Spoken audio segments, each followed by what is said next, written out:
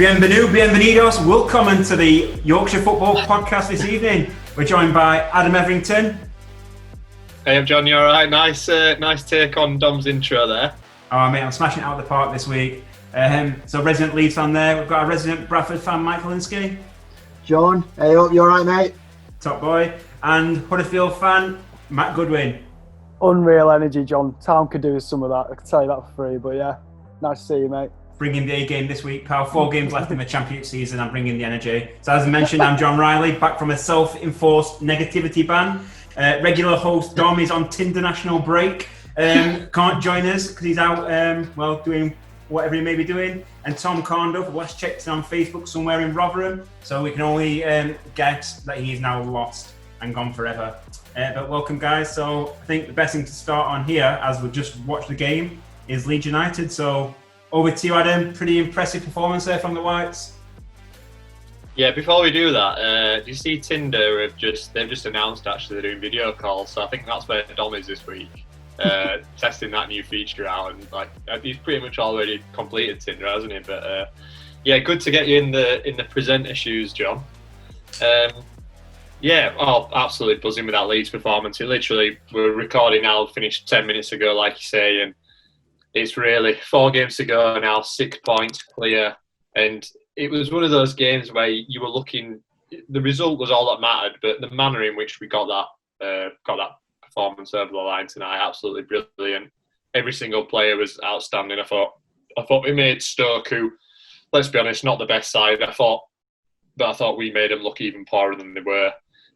Helder Costa was fantastic down that side, just tearing him to pieces, bringing Pablo on at half time. I think that actually might be a good tactic, even when he's fully fit. I think we should just do that now, because he comes on and just his energy and his quality just changes games. And for me, it was one of the best performances of the season. And good that Liam Cooper's got his goal. He's been flawless since lockdowns ended.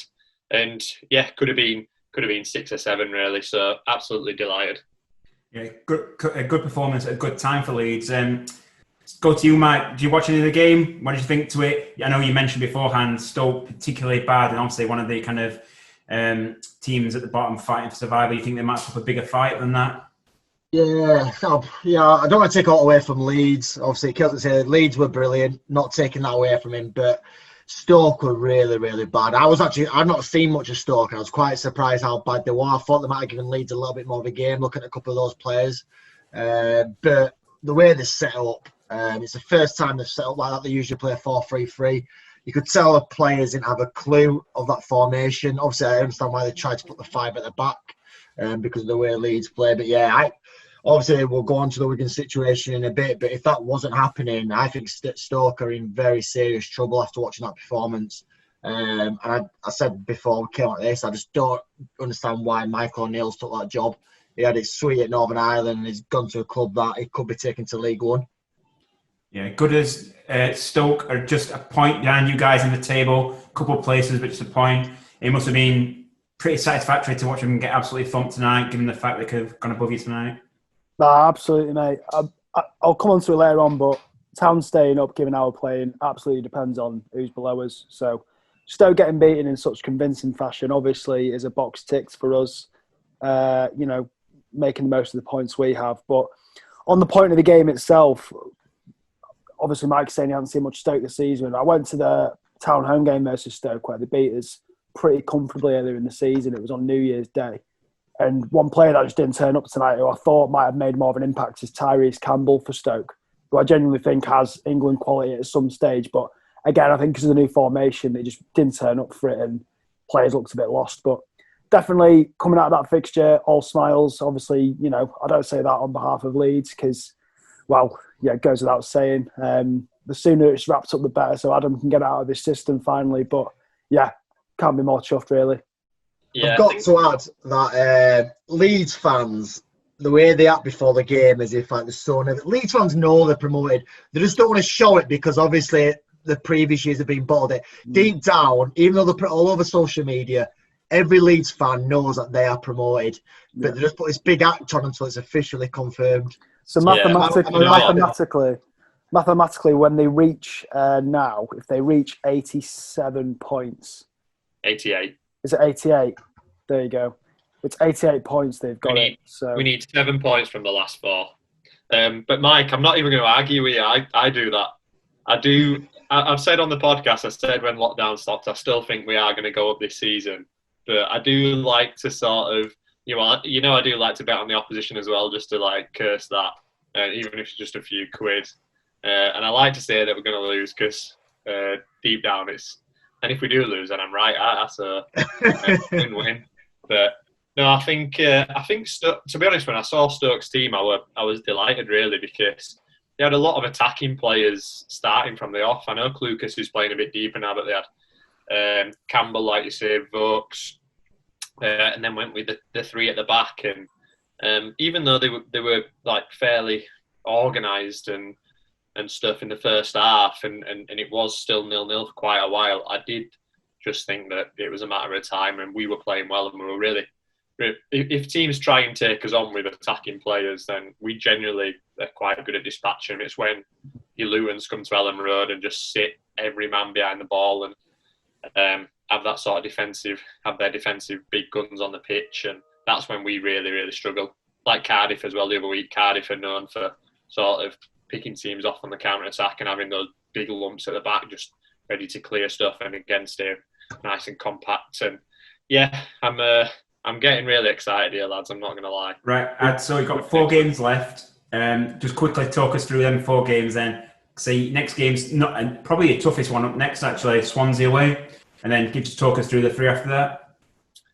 So I said before tonight, if we won tonight, I'd take a point at Swansea because then it could still only be maximum of a minimum of a 4-point gap to Brentford. However, after tonight, obviously, you want to win. You definitely want to go on and get another winning run together. A point won't be the end of the world, though, but then that'd lead us into Barnsley at home. And I know I probably come across as Barnsley's biggest fan on this podcast, but again, the other night at Luton, they should have beaten Luton. They had all the ball, all the chances.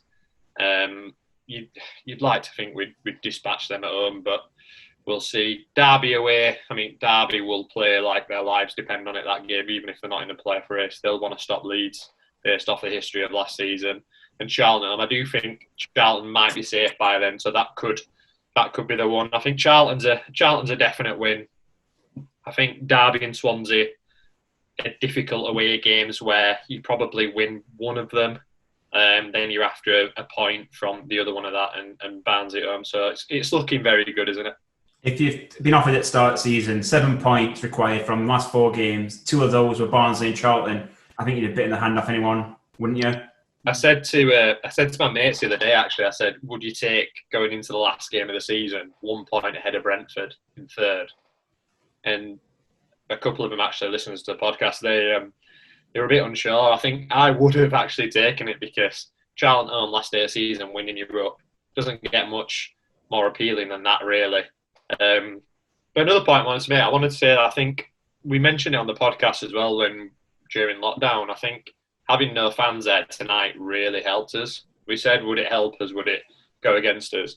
I think going into the game, there was a lot of, Brentford were flying. There was a lot of nervous energy around the fan base on Twitter, like Mike mentioned, and Leeds fans unsure whether we were going to do it tonight, and it just meant there wasn't that nervous energy, that those groans when passes go astray, when Tyler Roberts gets one blocked off the line, when Bamford hits the bar, there's no one getting on the players' backs, and I do think that really allowed us to keep going tonight, and I think that's playing out now, that's really helping. Yeah, I think having the cardboard cutouts at Elland Road rather than actual fans has probably increased the average IQ as well. So there you go, play in front of a more intelligent, crowd, probably helping the club. I agree there, mate. Right, guys. So I think it was a nice touch on Leeds there. We'll see how they progress over the next couple of weeks. See if they can kind of finish off Bielsa's dream and clinch promotion.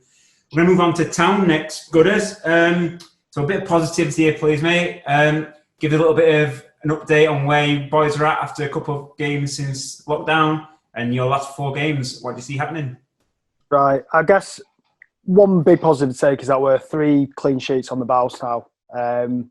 I think at this point, you take any points that are available. Any point is vital. And as I said earlier, teams below us having quite a tricky run in the next 4 games definitely plays into our hands. But tomorrow night, we're on the telly versus Stoke. The pressure's off a bit because we're playing before everyone else.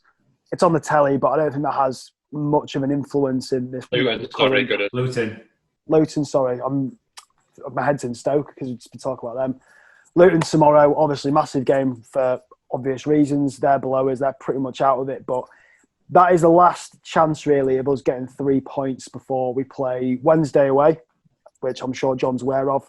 We then play high-flying West Brom at home, and then the final day at the Den, which I guess goes without saying is a difficult place to pick up points. I mean, Borough proved it's possible, the other day when they won 2-0, but that's under a resurgent Neil Warnock 11, who, is a miracle worker at the best of times. And I think with games, and I say it's teams below us who are going to, keep us up, because at the moment when I'm watching us play, 0-0 versus Preston at home, 0-0 away at Reading the other night, I just can't see us forcing the points through. I can't see it happening. And I'll take those 0-0 draws because it's better than losing.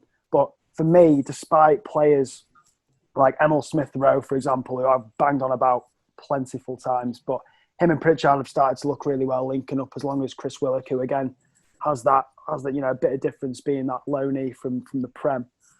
But at the end of the day, it just doesn't mean anything if we're not converting up top. And Steve Mounier, I think despite his brace against Crystal Palace on the opening Premier League weekend, hasn't really lived up to expectation given how much we paid for him, it's like 12 mil plus. So off the back of that, it does depend on the other teams. And I hope we can at least get 3 points tomorrow versus Luton, because at the end of the day, with the other games we've got coming up, particularly Wednesday away, we never quite do that well at Hillsborough. I just can't see us doing it off our own backs. Quickly cap over. So I'm bearing that in mind, looking at the 4 teams around us: Stoke, Charlton, Hull below, and then Borough above. Borough have Bristol, Reading, Cardiff and Wednesday. Again, games to pick up points. Stoke lost to Leeds tonight, but then they go to Birmingham, who've just sacked Pep Clotet. Bristol, Brentford and Forest. Those are tough fixtures. And then you've got Charlton, Reading, Birmingham, Wigan, Leeds. The list goes on. I think in all the run-ins, we've probably got the second most difficult run-in alongside Charlton, I'd say. But again, you throw into the mix, and we won't dwell on it because it's a tricky subject, but Wigan getting 12 points deducted. And obviously yourself, Riley, Wednesday, what are the implications there with their points deduction? Does that get enacted this season? But ultimately, I think the Cowleys, they've done what they can to keep us up. I'd have liked to have seen us, have a more just a more energised squad at this point, but we've just looked a little bit lacklustre coming back after the break. It looks a little. I was going to ask, what's the general consensus of the Cowley brothers? Are people sort of still happy with them? Should you be doing better than you are doing? What's the general sort of feeling around the place about them? No, it's a good question, mate. I think on the most part, people have felt a bit sorry for them because they've had to pick up a squad which is essentially the Wagner, Seaver kind of, those purchases, so your Kachungas, your Jorgen Stankovic's, your Chris Schindler's, these kind of players who've essentially been the spine for the team. It was Colin Quanner, all those guys. And Cowleys have come in, they've had to make the best out of that squad and they've had to play a different style, essentially. So they've done what they can. They've brought in some good loan talent. On the most part, people like them. They relate well to the squad. That you can see them on the touchline, they're shouting, they're vocal. They're very communicative from the touchline. But for me, they need a full transfer window before anything. And I think coming back out of the Prem, we've always been quite tight-pocketed as a club. I think that goes without saying.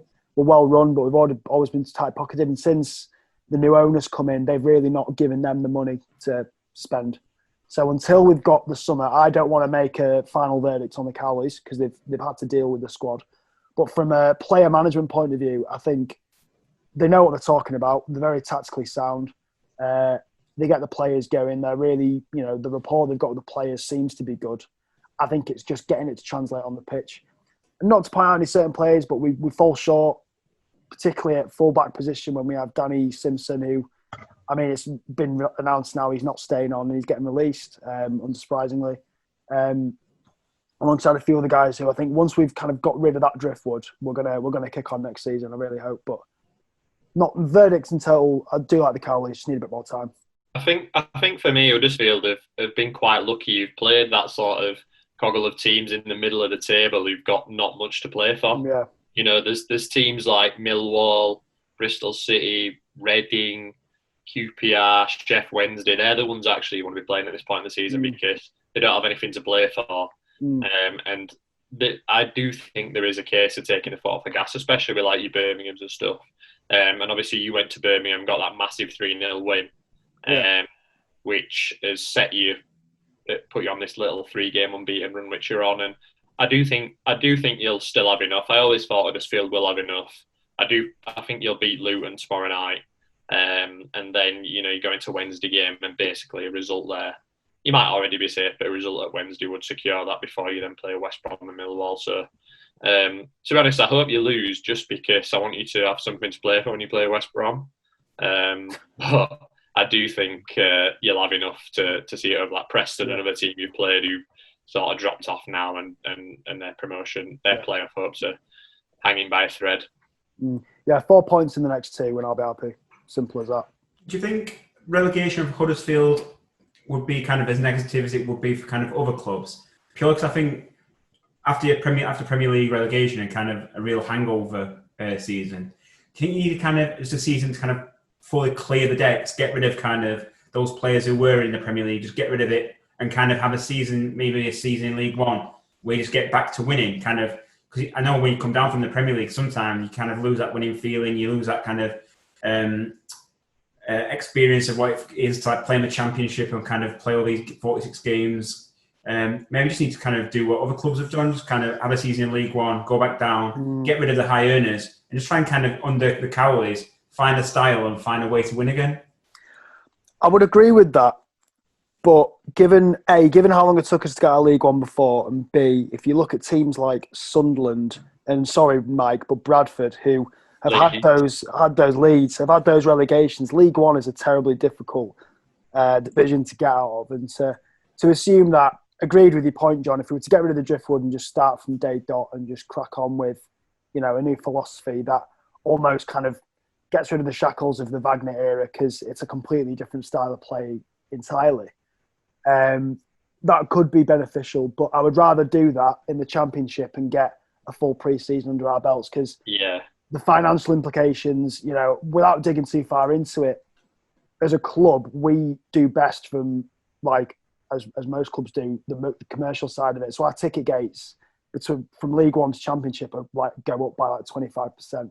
And that's the increase we've seen from when we got promoted. That's in the playoff against Sheffield United.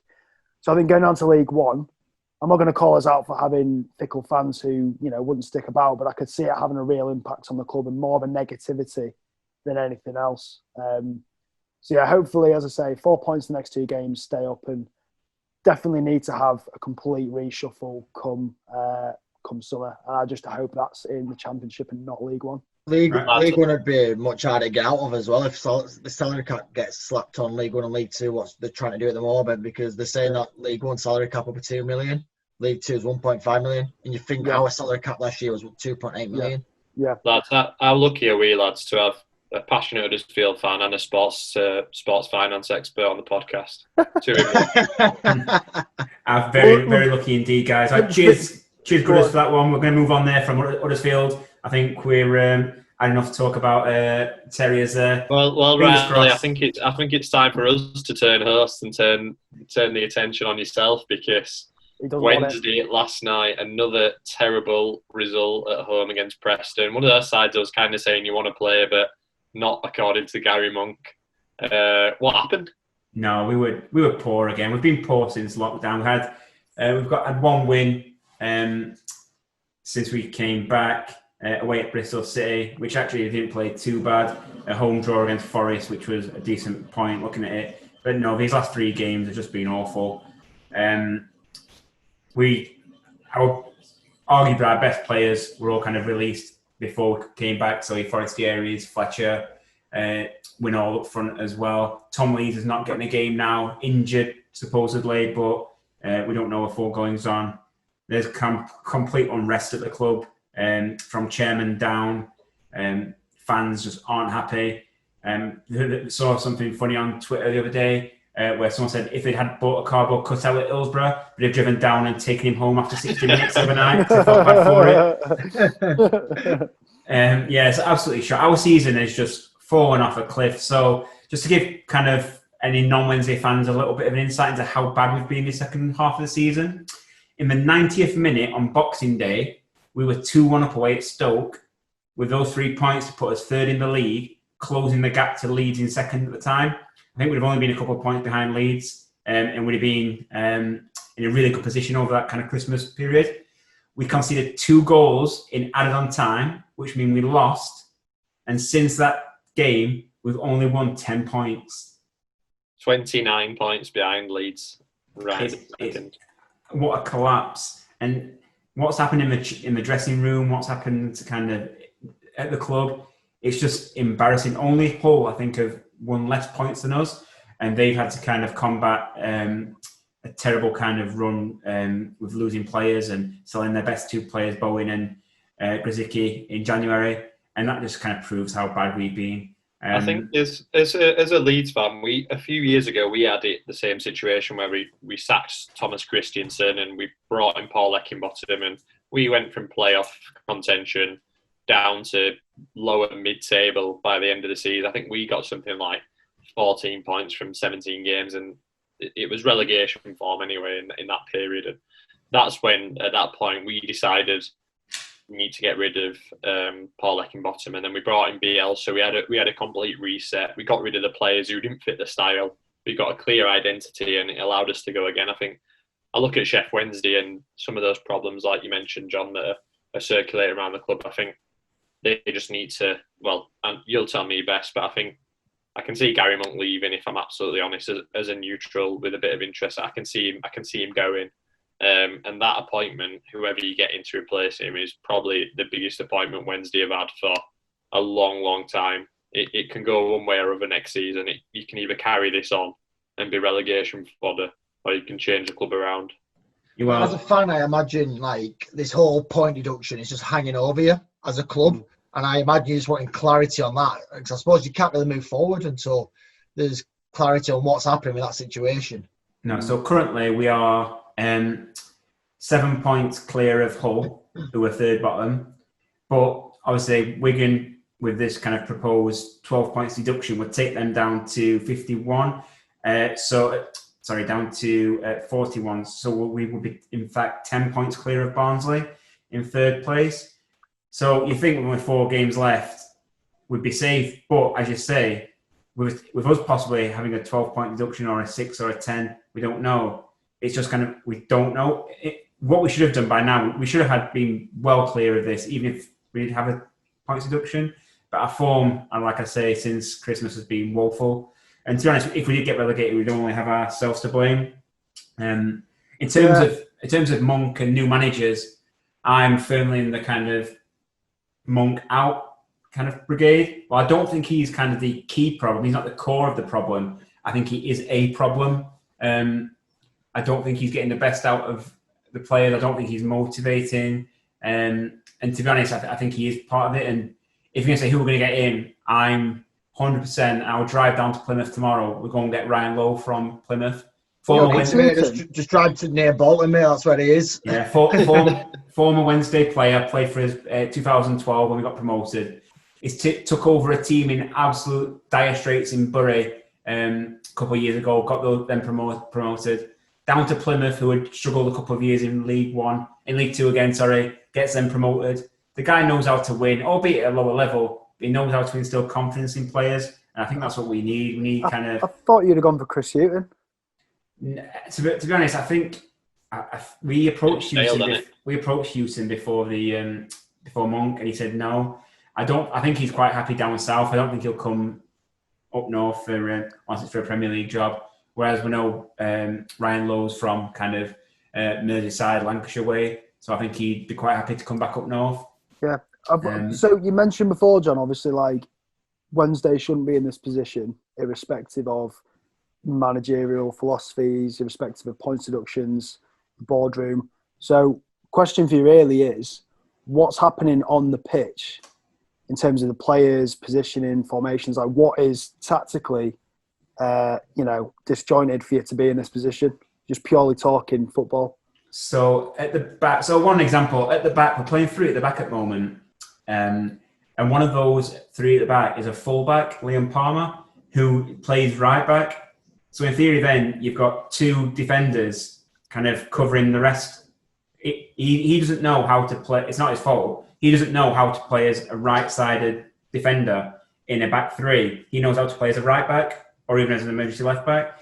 So we're getting caught all the time with Julian Bourne, who's a good kind of read of the game, but he's got no pace. And Dominic Iofa's having to kind of cover too much ground at the back. I think we're doing that to try and kind of combat teams in midfield, but it's just not working. Anything we try is just not working. We can kind of dominate certain halves. Swansea away in the first half, we did really well, but not take his chances. And then we're just getting punished with sloppy mistakes. You 1-0 up to Preston in the 60th minute. A couple of injuries happen. They bring on some subs. You end up losing 3-1. It's just, you can just tell there's a real negative. If ever we go one down, it never looks like we're going to come back and kind of get back anything from the game. In fact, I'm pretty sure we've got one of the worst kind of come from behind records in the Championship. It's just I think if you'd have kept Steve Bruce, which I know obviously he wanted to leave, so he kind of had to go. I still think you'd have been up there, in that 5th, 6th spot in the Championship. He had you so well organised back end of last season, and he's a quality manager, let's be fair, at this level, Steve Bruce. And just that appointment of Monk, I mean, I'm not saying he's a bad manager, but he's for me, nowhere near quality of Steve Bruce. No, Bruce is a proven kind of, he's a promotion getter, isn't he? He's a Warnock, he's that ilk kind of. Football, is not going to be pretty at times, but it's going to be effective. If you go 1-0 up, you pretty much guarantee that you're going to win the game. You're going to build a squad that is very kind of Championship proven. And I just think that, I agree. There's points last season when Bruce came in, we've won 3 or 4 in a row, and I could kind of see the makings of a decent squad. The loan players he got in were brilliant. So, for example, he knew he could call on loans from Premier League clubs of youngsters. So went to Newcastle and we got Lazar and Aaron's in, who were 2 quality acquisitions. He bought Iofa, who's turned out to be a really good signing. Just kind of his knowledge of the game, his contacts are brilliant. Whereas Monk, our kind of loan signs under Monk haven't been great. So, in fact, one of our best players this season, Jacob Murphy, was a Bruce signing at the start of the season, a loan signing. Monk's have been pretty mediocre, to be fair. Like De Cruz and Josh Windass and a couple of others, they've not really been great, to be fair. They've done okay. I'm not going to kind of blame them for where we are, but I just feel that obviously if we had Bruce in charge of his experience, we'd have been in a much better position. If I was in charge at Sheff Wednesday, there's only one man I'd appoint, and that's Mick McCarthy. I think next year when you're in that sort of that year, like I mentioned, where it can go one way or the other, you can get a style of football that works, that delivers results, that everyone rallies behind, or it could go the other way where there could be potential points deductions, we don't know, and then a bit of unrest, a bit of an older squad still mulling around. I think Mick McCarthy just suits Wednesday next season perfectly. I think it's a no-brainer for me. I don't know what you boys think, but that's what I'll be doing. Pink boots, Mick McCarthy. Came on 5 Live that time when he was talking about modern footballers, and he went on a 20-minute rant about pink boots. It's absolutely brilliant. Yeah, no, I agree with that point. Mick McCarthy, he knows how to galvanise teams, doesn't he? He's tactically sound. Yeah, good shot. Right, guys, that's enough to talk about Wednesday for now. Basically, in my house, if Wednesday lose, that's it. I don't like to even look at football for 24 hours, and we're just coming up to about the 24-hour period now since last night, so we can talk about it again. So let's move on to another couple of teams at the bottom who are struggling in Hull and Barnsley, currently 22nd and 23rd.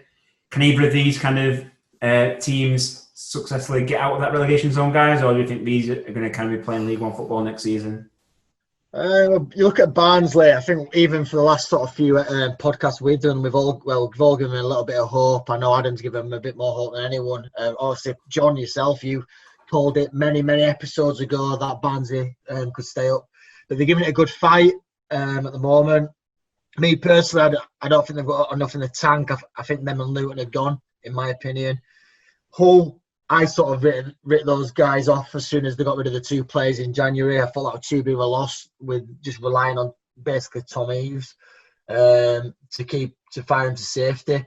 But I think if you take the Wigan situation out until we know what's happening there, the 3 that are there now are 3 going down, in my opinion.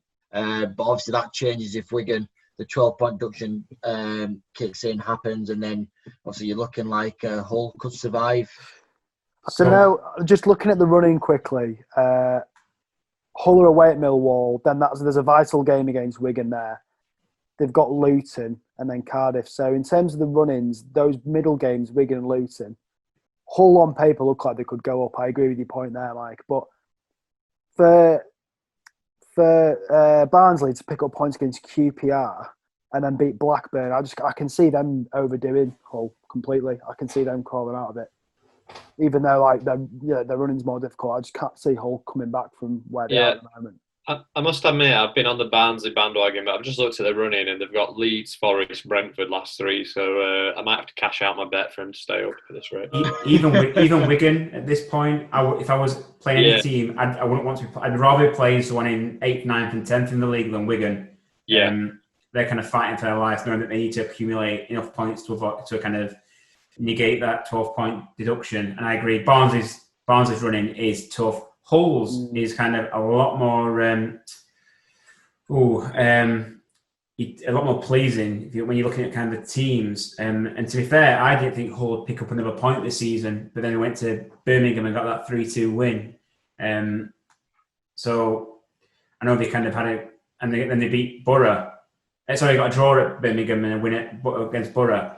And I didn't think they'd pick up any more points. So if they can kind of repeat any of those and pick up maybe a win against Luton or a sneaky win against Millwall, they could just about save themselves, I think. Yeah, I think it's usually about this point though, around the 3 to 4 game mark, where just these shock results start coming out of the Championship, like test teams' nerves. I remember when Burton managed to beat Town and Leeds like back to back at this point in the season last year, and yeah, just mad results like that can really turn the tide. So I'm quite looking forward to seeing it take out. But from a personal standpoint, I hope Barnsley stay up. I know quite a few Barnsley supporters, and yeah, I think they've got what it takes. But we'll see what plans out. Right, guys. So bottom of the Championship, right? Nobody can predict who's going to go down. It's kind of the Championship's such an unpredictable league. But what we can do is say which 3 clubs we want to go down. So, right, we've got Luton, Barnsley, Hull, Stoke, Charlton, Huddersfield, and Borough as your bottom 7, right? Who do we want to go down and why? Give me 3 teams and a quick reason why you want them to go down. Adam, go first. To be honest, I'm not, I don't have too passionate opinions on it. I think there are a lot of good clubs there, but if I had to pick, I'd say Hull, because they deserve it after selling Bowen and Grosicki in January. I think if you sell your best players, then you're kind of asking for trouble. Luton, because they drew against Leeds, and that's just absolutely unacceptable. And Middlesbrough, because Neil Warnock. That'll be my 3. Mike? Yeah, Charlton, Leeds scum at the helm. So I'd love to see them go down. Huddersfield, obviously being a Bradford fan, they're doggers, sorry, gooders. And then probably just Luton, just no real reason for it, just because the South. I like Hull, went to university in Hull, so I've got to back them. I don't mind Barnsley. So yeah, I'll probably go for them 3. And finally, gooders? A little bit of a carbon copy, but another edition. So Luton, yeah, I think they're a League One team at best. Hull, on the same premise Adam outlined, sold all the best players, commotion on and off the pitch, not for me. And for me, I want to say Stoke, just because I felt like they were riding high in the Premier League for so long. Fair play is a team who went from like the 4th tier to the Premier League and stayed there for so long, but I just think they're a self-entitled bunch. They've kind of been off the rails a bit now for a while. They came back into the Prem, they were odds-on favourites and just completely bottled it. I think they've been like the highest favoured team to get promoted back into the Premier League for for years, and last season they were bitterly disappointing. And they stole Tom Ince off us, who I was a bit sore because of that. They robbed Tom Ince. So yeah, for that reason, throw Stoke into the mix. By the way, I think if obviously being stuck in League One is an awful feeling when you're trying to go up every year and losing in the playoffs like Leeds were, but if Leeds were to go back into League One at any point, I'd kind of relish the away days and the chance to do all that again. And I know, Riley, you were a big fan of the League One trips. Yeah, look, you've got some absolutely stellar places. You've got weekend in Doncaster. You've got romantic trips to Milton Keynes, Rochdale, Accrington. What's not to like? I think, honestly, some of these places, they're not just football teams, they're destinations. I'd be getting my bite if I was a younger lad and I was getting the fixture at the start of the season. I'd be putting pencils around Gillingham, these places. What a time! I think if Leeds do go up and win the championship, if we win the title especially, I think we should just accept that Premier League's not what it was. It's too corporate and just start again at the bottom and then just come back up, make our way back through the leagues. Blitz it with Bielsa in charge. Yeah. Only because you're going to be whipping boys in Premier League. Yeah. Makes a point. Right, guys. Nice one. So we've touched a little bit on Wigan. Obviously, I think everybody's kind of hoping that they do stay up. They kind of accumulate enough points to kind of negate that deduction, as we've said. Because I think Paul Cook, the manager, is a really nice guy. They kind of come across as a fairly decent club. To be fair, I don't think anybody really hates Wigan. The story that came out this week was pretty shocking around about all the kind of different scenarios about the ownership and about what's going on. So just anyone's thought. I'll come to you first, Mike, but kind of what's your kind of take on what's happened at the DW? Yeah, like you said right there, I've sort of read a few things around what's gone on and what's happened, and obviously you can't take everything in terms of like the 100% truth, but what you read, you just don't understand how it's happened and how it's gone on. Obviously you look at they changed ownership only 4 weeks ago, and then this has happened. So yeah, obviously see what comes of it. Exactly what you said. I want them to stay up just purely based on because I do feel for the fans, I feel for the players, feel for the management, because what's happened is totally out of their control. Like I said, the manager seems sound. I don't know if you saw what came out today about him ringing every single member of staff that's got made redundant before the game yesterday. For stuff like that, when you see stuff like that, you just get it. That's about a community club. That's what it's all about. And I quite like this idea of like a Wigan sporting consortium, obviously, which Wigan Warriors are behind at the moment. So yeah, I hope they stay up, but it is a big ask. It is a very big ask. As a fan of a team who's been deducted points in the past for going into administration, have you got any kind of advice for Wigan fans feeling the worst right now? There's not much you can say, is there really? I think we had 25 points off, and yeah, that was obviously a huge setback starting on -15 in League One. But it did, I suppose, rally everyone round at Leeds behind the team that season, and I think same's happening with Wigan now. Everyone's really rallying behind the club, from the players, the manager, and yeah, completely echo what Mike said. Well-run club, Paul Cook, great manager, and I do hope they stay up.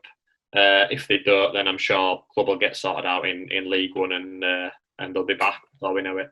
And Gooders, how would you feel if Huddersfield were to survive by, say, a point, 1 point above relegation? It was Wigan who were kind of the third bottom team to go down. Any guilt? Any kind of any feelings of any apologetic feelings towards Wigan fans, or would you not care?